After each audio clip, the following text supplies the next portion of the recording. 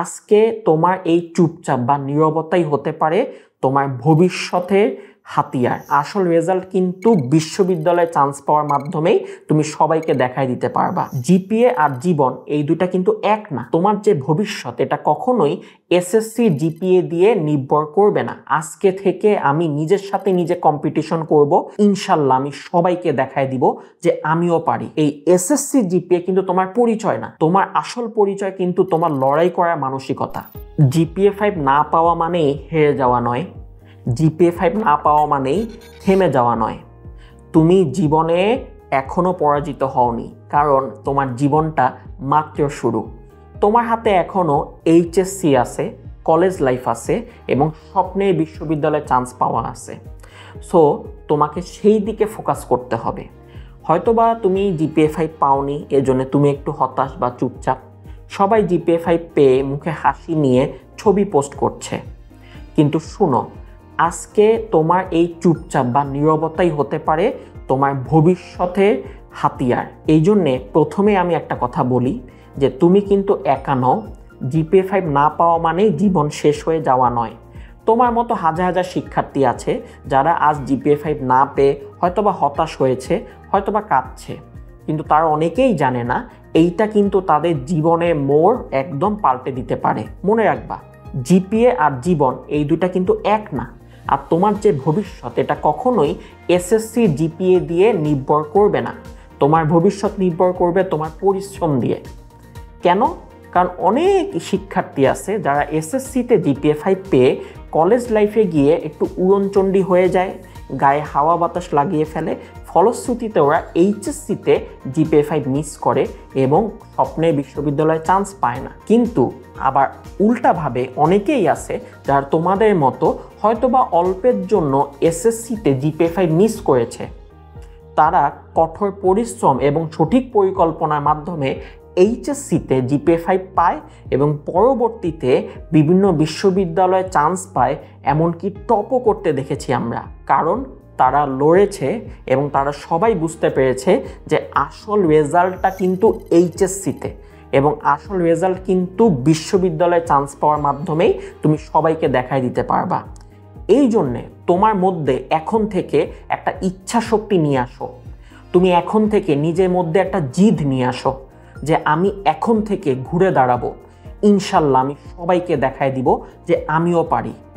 যেই ভুলগুলো তুমি এসএসসিতে করেছো সেই ভুলগুলো তুমি এইচএসসিতে করবা না। তুমি নিজের সাথে নিজে এখন 5 মিনিট সময় দাও।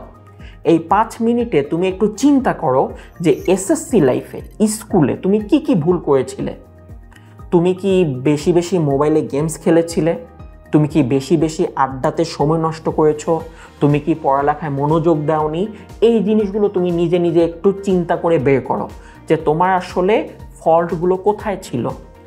এরপর তুমি আরও 5 মিনিট সময় দাও যে এই ফল্টগুলো বা এই সমস্যাগুলো বা যেই কারণে তুমি জিপিএ 5 মিস করেছো সেই কারণগুলো তুমি কিভাবে ওভারকাম করবে সেই পরিকল্পনার জন্য। তুমি এখন থেকেই ঠিক করতে পারো যে তুমি কোন কোন বিষয় নিয়ে কাজ করলে তুমি নিজেকে এগিয়ে রাখতে পারবে।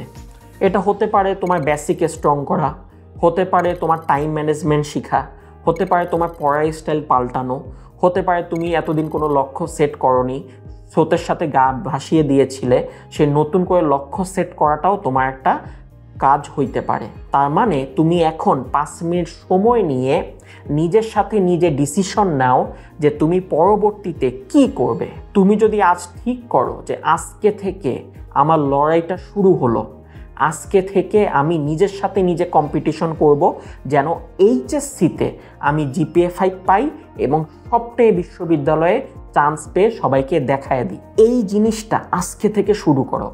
নিজের মধ্যে সেই ইচ্ছা শক্তিটা নিয়ে আসো, সেই টার্গেট সেট করো। মনে রাখবা, এই এসএসসি জিপিএ কিন্তু তোমার পরিচয় না, তোমার আসল পরিচয় কিন্তু তোমার লড়াই করার মানসিকতা। তোমাকে কেউ হয়তোবা এখন চিনে না, বা তোমাকে হয়তোবা কেউ এখন ঠিকভাবে ওরকম পাত্তা দিচ্ছে না, হয়তোবা অনেকে তোমাকে হীনমন্যতায় ভোগাচ্ছে যে তুমি তো জিপিএ 5 পাওনি, কিন্তু তুমি তাদের সবাইকে দেখায় দিবা। কারণ মনে রাখবা, এসএসসিতে জিপিএ 5 না পেলেও এইচএসসিতে কিন্তু এখনও চান্স আছে তোমার জিপিএ 5 পাওয়ার।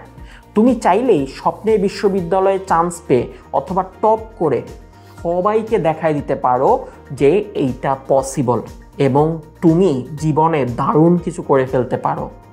সো মনে রাখবা, তুমি আজকে থেকেই নিজের সাথে 5 মিনিট সময় দিয়ে নিজের ফল্টগুলো বের করবা, এরপর আরও 5 থেকে 10 মিনিট সময় নিয়ে নিজের টার্গেটগুলো সেট করবা।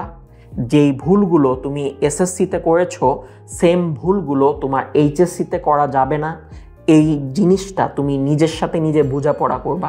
মনে রাখবা, তুমি যদি আজকে থেকে শুরু করো তাহলেই তুমি পারবা।